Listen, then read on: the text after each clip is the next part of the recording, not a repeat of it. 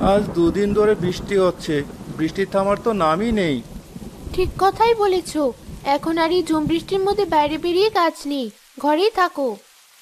ঘরের চাল দিয়েও তো পানি পড়ছে, ঘরে থেকেই বা কি হবে? দুদিন হয়ে গেছে বাইরে বের হয়নি, আজ যেতেই হবে। দেখতে হবে মাঠের কি অবস্থা, কোনো ফসল এখনো ঠিকঠাক আছে কিনা, ধান ক্ষেতগুলো ভালো আছে কিনা দেখতে হবে। সাবধানে যেও, আর তাড়াতাড়ি বাড়ি ফিরে এসো।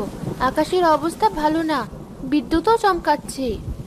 আচ্ছা ঠিক আছে, তুমিও বাড়িতে মেয়েকে সাবধানে রেখো, ওকে একদমই বাইরে বের হতে দিও না।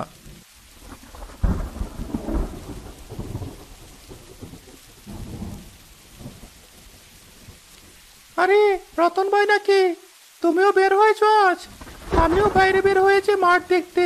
ধানগুলো কেমন আছে কে জানে, মনে তো হচ্ছে পানিতে অর্ধেক তলিয়ে গিয়েছে। আমারও তাই মনে হয়। এবার ভেবেছিলাম কিছু টাকা ভালো আয় হবে, কিন্তু উল্টো মনে হচ্ছে ফসলগুলো বরবাদ হয়ে যাবে। এত বৃষ্টি এর আগে কবে হয়েছে মনে আছে তোমার? এত বৃষ্টি আগে দেখেছি বলে মনে হয় না। টানা 2 দিন ধরে বৃষ্টি হচ্ছে, খবরে শুনলাম আরো কয়েকদিন বৃষ্টি হবে। চলো গিয়ে দেখি।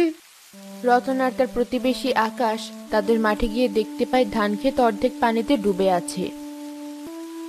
যা ভেবেছিলাম তাই হয়েছে। আর কিছুদিন বৃষ্টি হলে ধান গাছগুলো সব তলিয়ে যাবে, একটা ধানও ঘরে ওঠানো যাবে না। কি আর করবো বলো, বৃষ্টির উপর তো আর কারো হাত নেই। তার উপর গ্রামের বাঁধের অবস্থা খুব খারাপ। তুমি দেখতে গিয়েছিলে? না তো, তবে শুনেছিলাম লোকদের কাছে বাঁধ ভেঙে নাকি যে কোনো সময় পানি গ্রামে ঢুকতে পারে। তাহলে তো সর্বনাশ হয়ে যাবে। আমাদের নিচু মাঠগুলো যেমন ডুবে যাবে, তেমনি বাড়িঘরও ডুবে যেতে পারে। কি করি বলতো? চলো সবাই মিলে আজকেও বৃষ্টি না থামলে কাল আমাদের গ্রামের চেয়ারম্যানের সাথে দেখা করে আসি।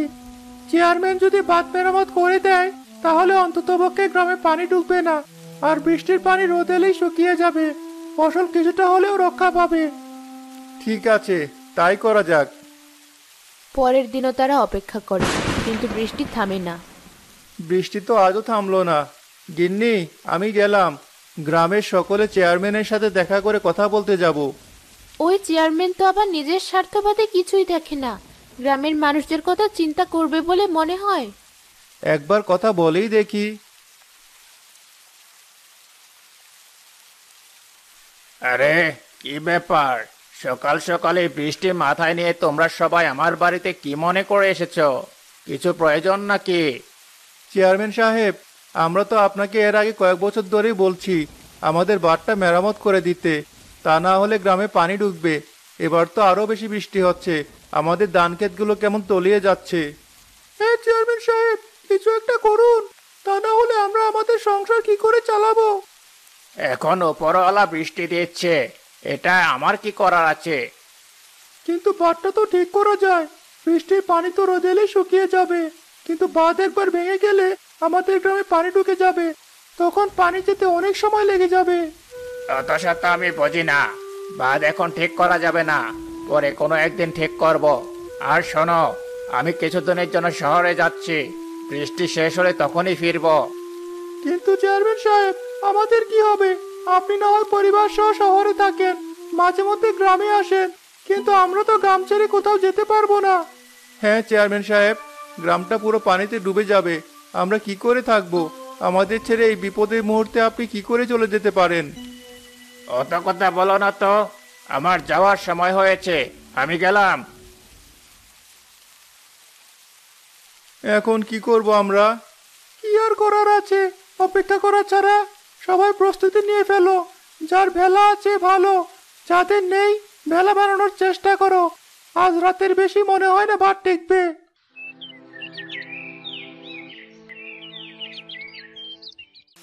সেই রাতে বাঁধ ভেঙে যায় এবং পুরো গ্রাম পানিতে তলিয়ে যায়।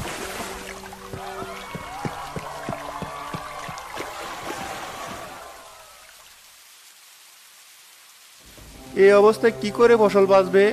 নিজেরাই তো ঠিক মতো এই উঁচু করেও শুকনোতে থাকতে পারছি না। এবার মনে হয় ফসল আর একটাও হবে না, গ্রামের সকলেরই মাঠ তলিয়ে আছে। ঠিক বলেছ।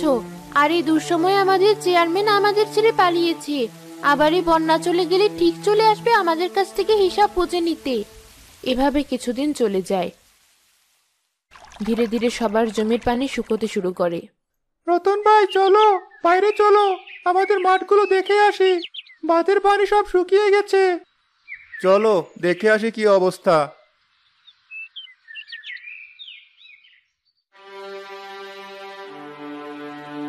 হাই হাই, মাঠের একই অবস্থা, একটা ধানও বেঁচে নেই, সবগুলো মারা গেছে। মাঠ কেমন শুকিয়ে কাঠ হয়ে আছে। আমার মাঠেরও একই অবস্থা, আশেপাশের গ্রামের সকলের মাঠেরই নাকি একই অবস্থা। এবছর আমাদের মাঠে কোনো ফসল হলো না, কি করে সংসার চালাবো?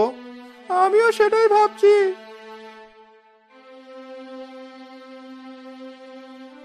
আরে কি ব্যাপার, তোমরা সকাল সকাল মাঠে বেরিয়ে পড়েছো? মাঠের অবস্থা দেখলাম, পানি শুকিয়ে গেছে, এখন তো আর কোনো সমস্যা নেই। তা ঠিক বলেছেন চেয়ারম্যান সাহেব, কিন্তু যা সমস্যা হওয়ার তা তো হয়েই গেছে।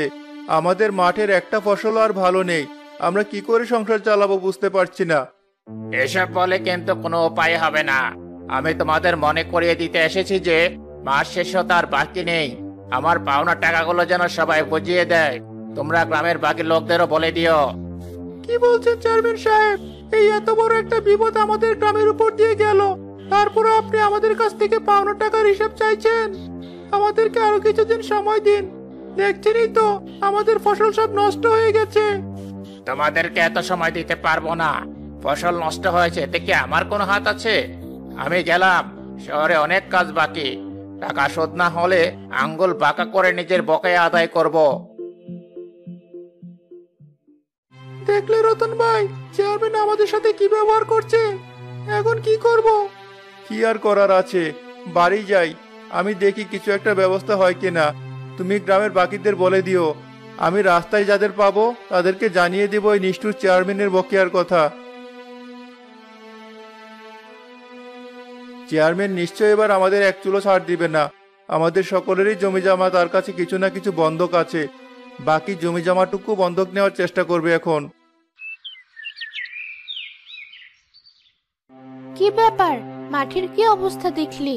কোনো ফসল কি ঠিক আছে নাকি সব তছনছ হয়ে গেছে?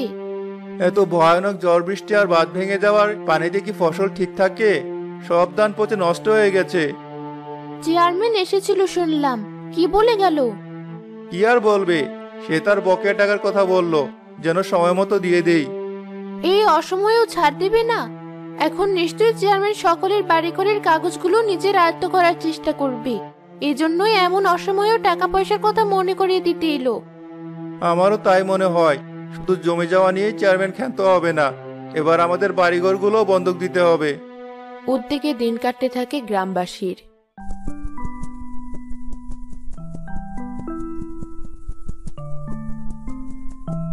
এই গ্রামের এই অবস্থা কি করে? আশেপাশে কোথাও কোনো সবুজ ফসল দেখছি না। যেদিকেই নজর যাচ্ছে সব ফসল এমন তছনছ কেন হয়ে আছে? দেখি তো কি অবস্থা গ্রামের। আরে কে আপনি? আপনাকে দেখতে পরী মনে হচ্ছে। আপনার কোনো সাহায্যের প্রয়োজন?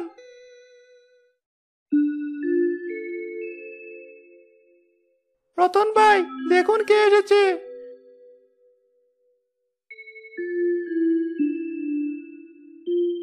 ওনাকে দেখে তো পরী মনে হচ্ছে।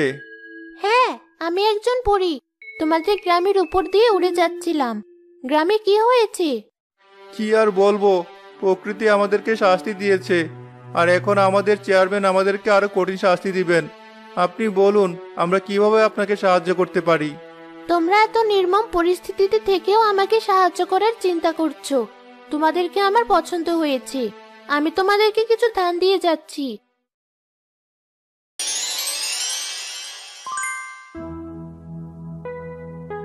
এই ধানগুলো তোমরা মাঠে ফেলে দেবে। দেখবে খুব তাড়াতাড়ি অল্প সময়ের মধ্যে চাল হয়ে যাবে। আপনাকে অনেক ধন্যবাদ, তবে মনে হয় না এবার ধান বিক্রি করেও কোনো লাভ হবে। জমিদারও তো সময় আমাদের দেবে না। এই ধানগুলো কোনো সাধারণ ধান নয়। এই ধানের বীজ থেকে যে গাছগুলো হবে, সেই গাছের সব ধান হবে রূপোর ধান। তোমরা সকলে মিলে সবার মাঠে রূপালী ধানের চাষ করবে, তাহলে তোমাদের আর কোনো সমস্যাই থাকবে না। আপনি সত্যি বলছেন পরী, আপনাকে অনেক ধন্যবাদ। আপনার এই উপকার আমরা সবসময় মনে রাখবো।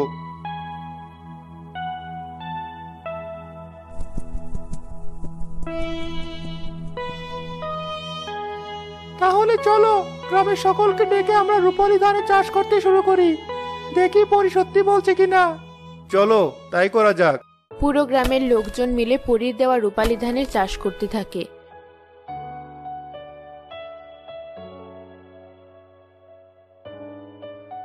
ধান গাছগুলো ধীরে ধীরে বড় হতে থাকে।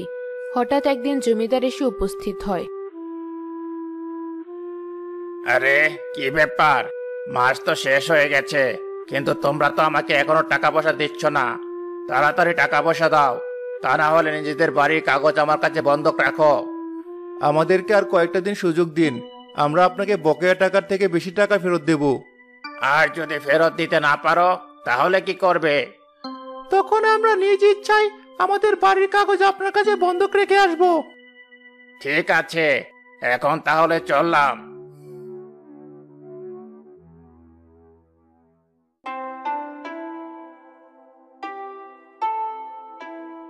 আরে কে আছো, বাইরে বেরিয়ে এসো। দেখো আমাদের ধানের মাঠে সত্যিই রূপালী ধান হতে শুরু করেছে।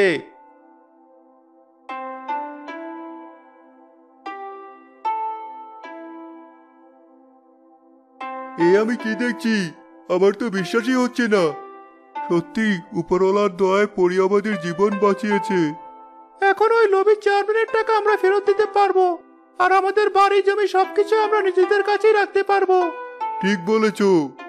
পুরো গ্রাম রূপালী ধান বিক্রি করে অনেক লাভবান হয় এবং সকলে মিলে চেয়ারম্যানকে তার বকেয়া টাকা পরিশোধ করে দেয়। এসব কি করে হয়ে গেল? তোমাদের কাছে এত টাকা কি করে এলো? তোমরা শহরে চুরি ডাকাতি করছো নাকি? সেসব আপনাকে জানতে হবে না চেয়ারম্যান সাহেব, আপনি আপনার টাকা পেয়ে গেছেন। এবার আমাদের আর কোনো বকেয়া আপনার কাছে বাকি নেই। আপনি আপনার মতো থাকবেন, আর আমরা গ্রামের লোকেরা আমাদের মতো চাষাবাদ করে কোনো রকমে দিন কাটাবো। এখন তাহলে চললাম।